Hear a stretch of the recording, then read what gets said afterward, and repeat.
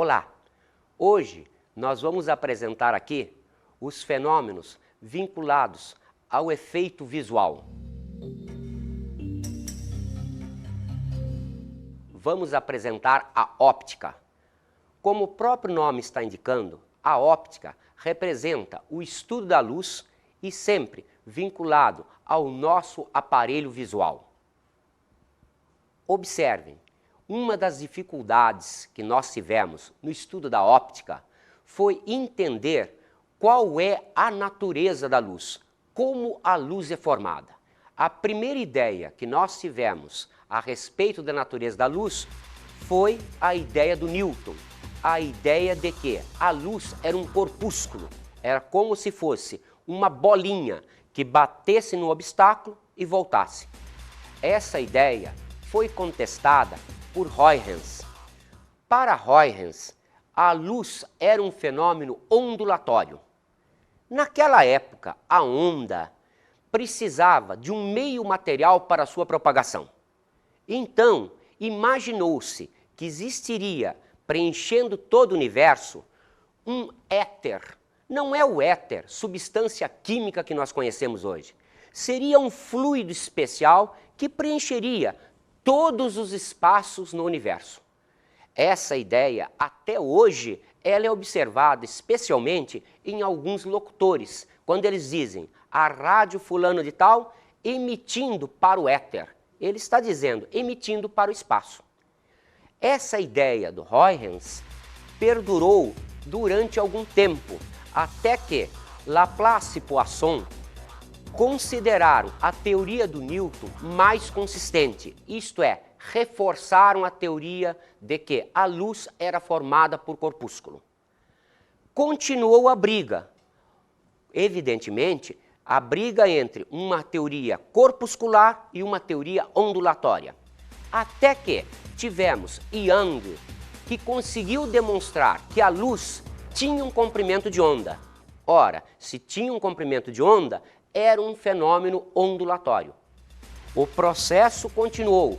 Através de Fresnel, conseguiu-se demonstrar que a luz realmente era uma onda transversal. A briga ainda continuava. E aí nós tivemos o trabalho de Faraday mostrando que a onda não era uma onda mecânica. Essa ideia da onda não mecânica já começava a destruir aquela teoria do éter.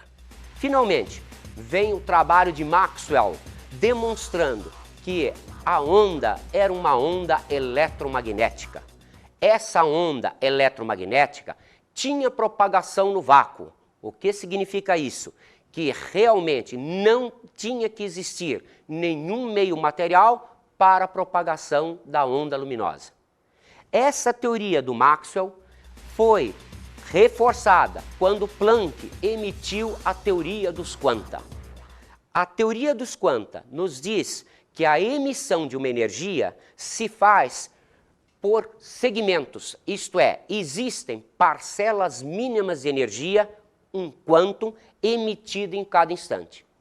A teoria do Planck continuou adotando a teoria ondulatória até que veio o trabalho de Einstein.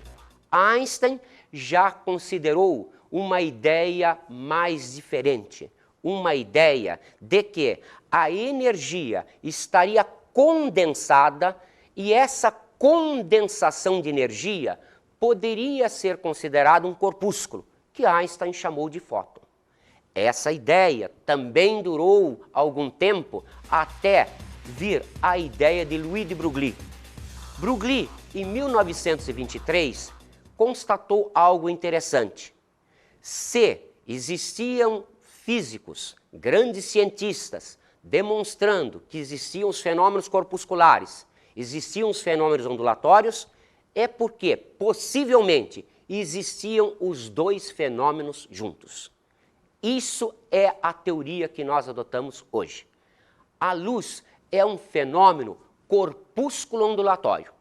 Então, essa ideia da luz como onda e corpúsculo é adotada hoje. Verificaremos fenômenos tipicamente ondulatórios, fenômenos tipicamente corpusculares. Observem que ainda hoje, apesar das teorias novas de Heisenberg, a nova teoria dos quanta, ainda temos dificuldade para entender a natureza da luz. Alguns fenômenos ainda não foram plenamente justificados, mas a teoria que nós vamos adotar aqui, que é a teoria mais atual, ainda é a da mecânica ondulatória de Broglie. Vocês já devem ter se acostumado que em física nós sempre preferimos definir bem as coisas para podermos estudar um fenômeno físico. Então, vamos a algumas definições em física. Vamos definir uma fonte de luz. O que é uma fonte de luz? É uma fonte que emite luz. Essa emissão pode ser uma emissão própria do corpo ou pode ser uma emissão obtida por reflexão de luz nesse corpo. Então, com isso, podemos definir um corpo luminoso ou um corpo iluminado.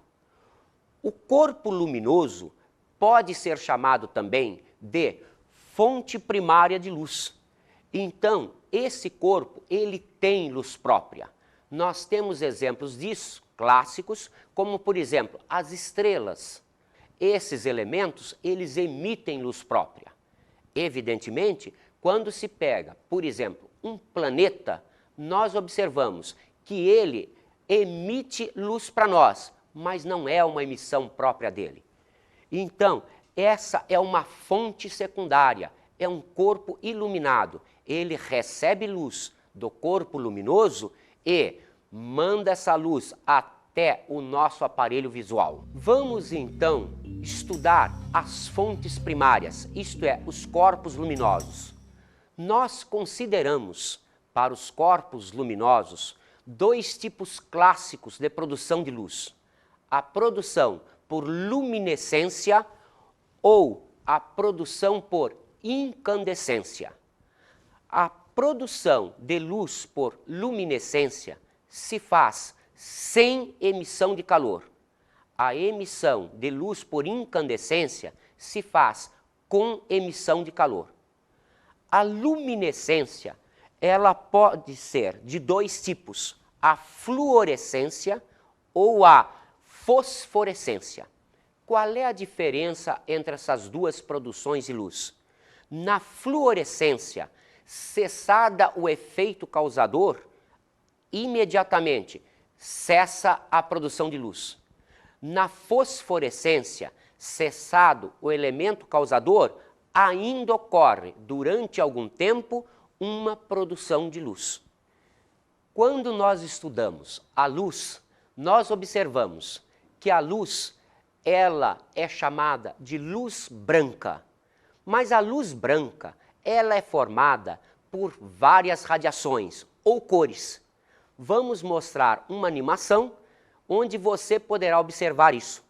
Você vai ver que a luz branca, entrando em um prisma, ela se decompõe em 7 cores.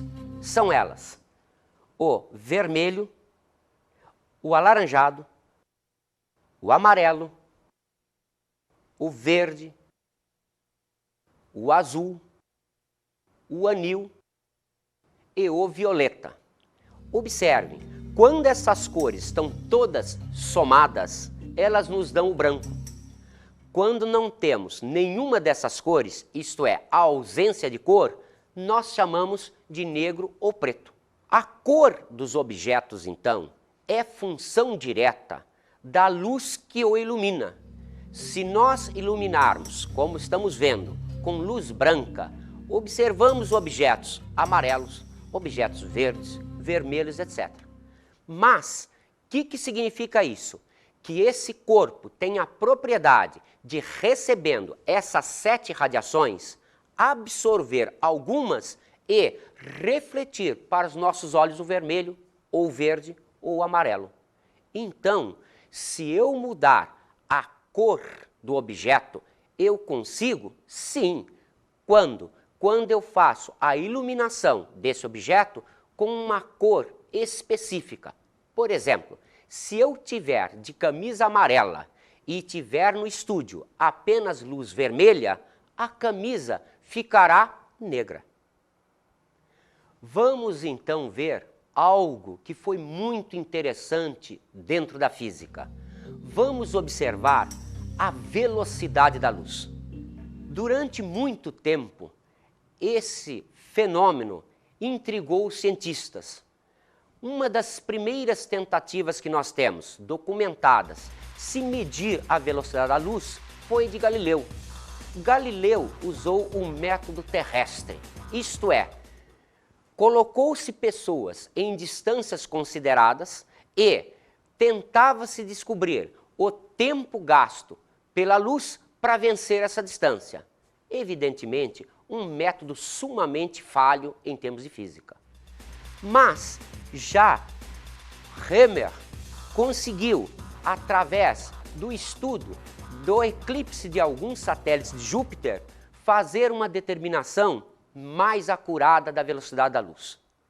Observe que esse já foi um processo astronômico. Bradley conseguiu confirmar as medidas feitas por Rømer e Fizeau, fazendo agora uma experiência usando uma roda denteada por onde passava a luz. Após girar a roda, essa luz não sofria reflexão de um espelho. Com isso, conseguiu uma determinação ainda mais acurada para a velocidade da luz. Foucault repetiu o processo fazendo o espelho girante, uma lente e um espelho esférico côncavo. Evidentemente, também conseguiu uma aproximação bastante boa para aquilo que hoje nós consideramos a velocidade da luz. Finalmente, Michelson conseguiu um valor que se aproxima bem daquilo que seja hoje considerada a velocidade da luz. A velocidade da luz é admitida como sendo aproximadamente 299.790,2 km por segundo, o que nos dá aproximadamente 300.000 km por segundo. Observem que dentro da física, essa é considerada uma velocidade limite. Então, é um padrão físico e nós a representamos pela letra C minúsculo. Vocês se lembram, já vimos em aulas anteriores aquela famosa equação de Einstein, onde aparece o termo C minúsculo representando a velocidade da luz. Hoje, então, o nosso padrão máximo de velocidade para partículas é de 3 vezes 10 a quinta km por segundo. Vamos, então, conceituar o que é um raio luminoso. O raio luminoso é uma abstração física. Ele representaria a direção de propagação de uma onda luminosa. Isto é, admitindo a ideia corpuscular, seria como o corpúsculo está se movimentando. Observe, sendo um corpúsculo, isso representaria uma reta. Essa reta não tem uma existência física. Então, como nós não podemos pensar em termos físicos num raio luminoso, nós imaginamos uma associação com vários raios luminosos. Nós consideramos o feixe luminoso. Então, um feixe luminoso é um conjunto de raios luminosos, que aí nós já temos uma ideia física melhor. Quando esse feixe é de pequena abertura, nós o chamamos de pincel luminoso. Evidentemente, nas medidas físicas, para evitar distorções, nós trabalhamos sempre com feixes de pequenas aberturas ou pincel luminoso. Então, observem na nossa animação. Vocês vão notar uma fonte luminosa emitindo infinitos raios luminosos. No nosso estudo da óptica geométrica, do estudo dos raios luminosos, nós vamos então considerar qualquer um desses raios luminosos. Como existem infinitos, aquele que tivermos considerado também existirá. Observe então, esses meios de propagação da luz podem ser considerados em várias classificações. Por exemplo, podemos considerar os meios homogêneos ou meios heterogêneos, isto é, aqueles que têm as mesmas propriedades em todos os seus pontos ou aqueles que têm propriedades distintas. Podemos também considerar os meios isótropos ou os meios anisótropos. O primeiro, representa meios tais que, quaisquer que sejam as direções de observação, as suas propriedades físicas são inalteradas. Podemos, então, também classificar os meios como meios transparentes, meios translúcidos ou meios opacos. O que seria um meio transparente? Seria aquele que pouco influiria na direção de propagação do raio luminoso. O que seria um meio translúcido? Seria aquele que causaria alguma diferença em relação à direção de propagação do raio luminoso. O que seria o meio opaco? Seria aquele que não permitiria a passagem do raio luminoso. Evidentemente, quando pensamos nessas ideias, transparente, translúcido e opaco, não podemos nos esquecer que não basta se considerar a natureza do corpo, mas sim também a sua espessura. Por exemplo, será que madeira é transparente, translúcida ou opaca? Se eu pegar uma porta de madeira, ela será opaca. Mas como nós conseguimos fazer lâminas de madeira para ser observadas ao microscópio, nós observamos que essas lâminas são atravessadas pela luz. E então elas são translúcidas ou, às vezes, quase transparentes. Da mesma maneira, a água, ela é transparente, translúcida ou opaca. Se nós tivermos uma pequena quantidade de água atravessada pela luz, ela se comporta como meio transparente. Mas, se nós tivermos grandes profundidades, como no caso do oceano, a luz não consegue chegar até as suas profundidades. O que significa isso? Significa que, nesse ponto, a água se comporta como se fosse um corpo opaco. Vamos observar, então, os tipos de feixes luminosos. Nós podemos considerar 3 tipos de feixes luminosos. Aqueles que, partindo de um ponto comum, os raios tendem a se separar cada vez mais. Chamamos a isso um feixe divergente. Num segundo tipo, os raios tendem a se juntar num ponto único. É o feixe convergente. Num terceiro tipo, os raios tenderiam a manter sempre a mesma distância entre eles. É um feixe paralelo. Vamos então agora ver os princípios que regem o raio luminoso. Consideramos 4 princípios básicos. Primeiro princípio, o princípio da propagação retilínea da luz. Vamos então ver numa animação como se faz esse estudo da luz em linha reta, já que, teoricamente, existe uma linha reta. Em termos físicos, ela não existe.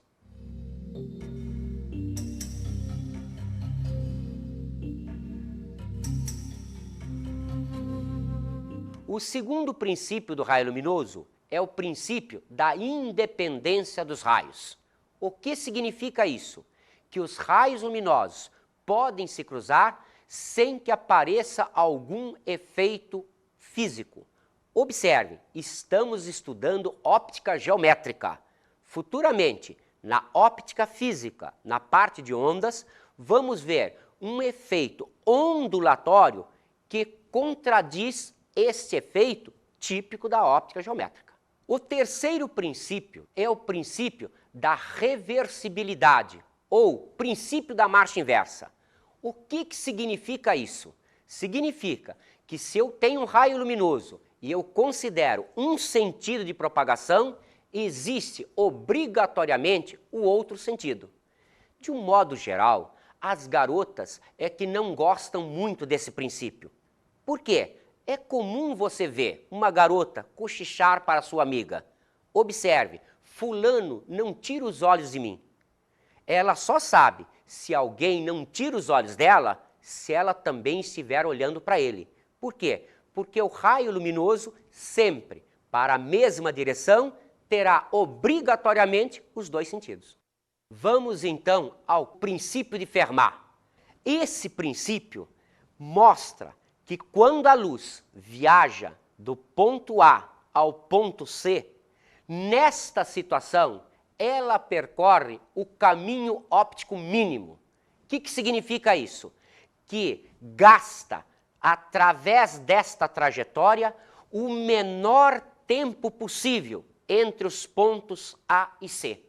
Observe, matematicamente, a linha reta seria a menor distância geométrica entre esses pontos. Mas como aqui nós estamos diante da situação real, a situação mostra que realmente este caminho de A para B, B para C, é um caminho feito pela luz de tal maneira que o tempo gasto nele é obrigatoriamente menor do que seria o tempo gasto nessa trajetória. Vamos então agora conceituar sombra e penumbra.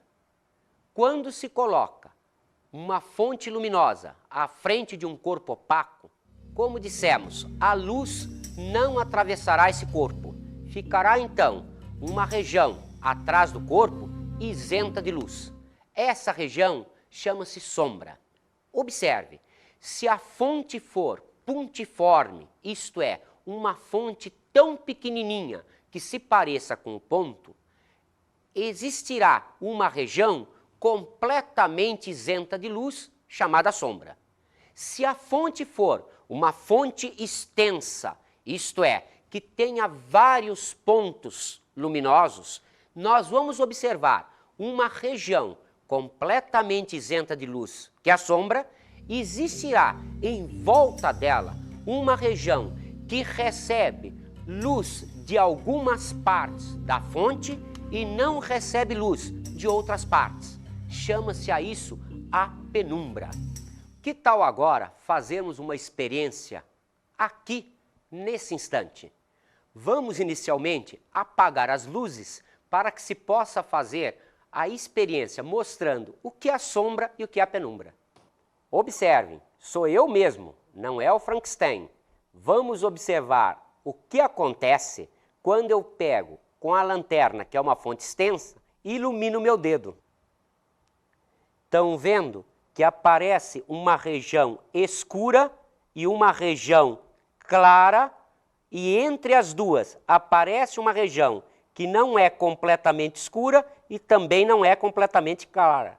Essa região é a região de penumbra. Vamos então estudar agora os sistemas ópticos, isto é, aqueles corpos que têm a propriedade de modificar a direção de propagação de um raio luminoso.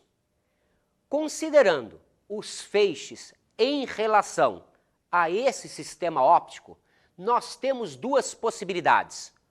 Ou o feixe é incidente no sistema óptico, ou ele é emergente do sistema óptico. O feixe incidente caracteriza um ponto-objeto. O feixe emergente caracteriza um ponto-imagem. Quanto ao tipo de feixe, se ele é divergente, paralelo ou convergente, nós classificamos esse objeto ou imagem em real, virtual, impróprio, imprópria, virtual, real. Observe que uma coisa não é obrigatoriamente um objeto ou imagem. Ela funcionará como objeto ou imagem, quer seja incidente ou emergente do sistema óptico. Podemos, através de um esquema, fazer exatamente o que acontece perante um sistema óptico. Observem então este esquema. O ponto A gera para este sistema óptico um feixe divergente. esse feixe, como é incidente no sistema óptico, caracteriza para esse sistema óptico o ponto A como um ponto objeto real. Observe, o feixe caracterizando o ponto B, ele está emergente em relação ao sistema óptico e ele é convergente. O ponto B para este sistema óptico é então classificado como um ponto imagem real. Vamos pegar um outro exemplo. Observe, fizemos uma simulação semelhante ao do exercício anterior. Agora, colocamos aqui um outro sistema óptico. O que vai acontecer? O ponto A para esse sistema óptico continua sendo o ponto objeto real. O ponto B para este sistema óptico continua sendo o ponto imagem real. Porém, como este feixe que está vinculado ao ponto B em relação a este sistema óptico, ele é incidente para este sistema óptico, o ponto B é classificado ponto objeto virtual para o sistema óptico 2. Por quê? Porque o feixe é incidente convergente. Observem, o ponto C caracteriza-se como ponto imagem real para este sistema óptico, porque este feixe é emergente convergente.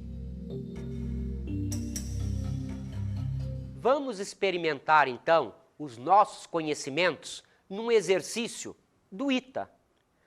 A sombra de uma nuvem sobre o solo tem a mesma forma e o mesmo tamanho que a própria nuvem, porque os raios solares são as opções praticamente paralelos, muito divergentes, pouco numerosos, muito numerosos ou todos convergentes ao mesmo ponto. Observe, como o Sol está muito distante da Terra, nós consideramos que isso corresponde a um feixe de raios paralelos, significando então opção letra A. Por que um corpo opaco tem, por exemplo, cor verde? Se esse corpo estiver num ambiente iluminado somente por luz monocromática vermelha, com que aparência será observado por nós?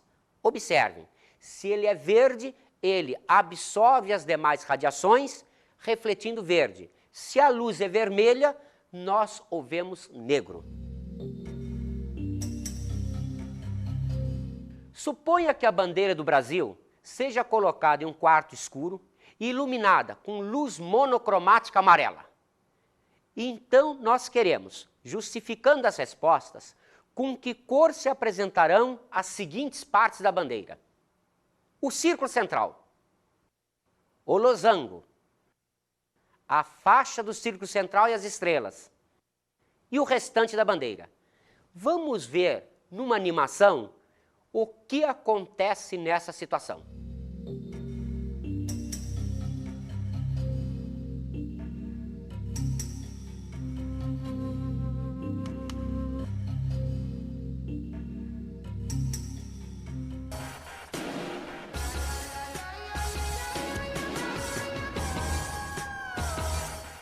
Lembrem-se, a velocidade da luz, considerada 300 mil km por segundo, é no vácuo e representa um padrão físico.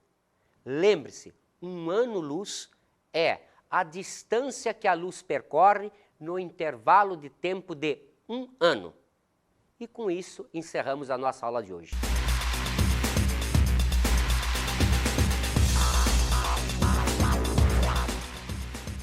Hoje aprendemos sobre as fontes de luz.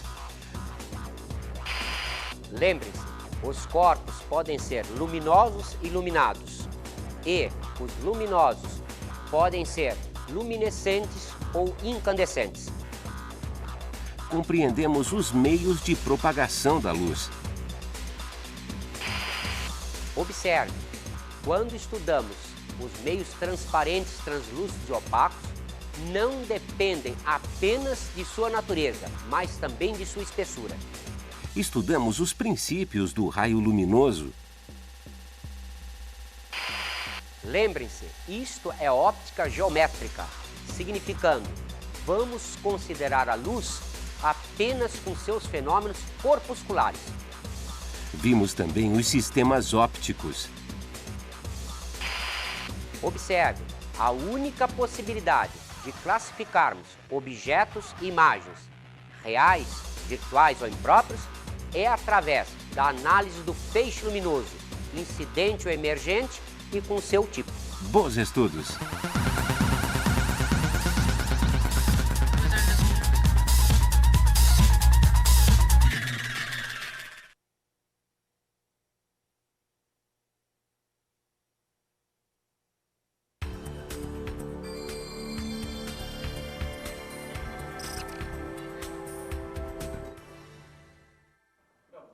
Observe, pelo último exemplo, que nem sempre traço pontilhado está vinculado a algo virtual. A única possibilidade de caracterizarmos o que é real ou virtual é através do tipo de feixe.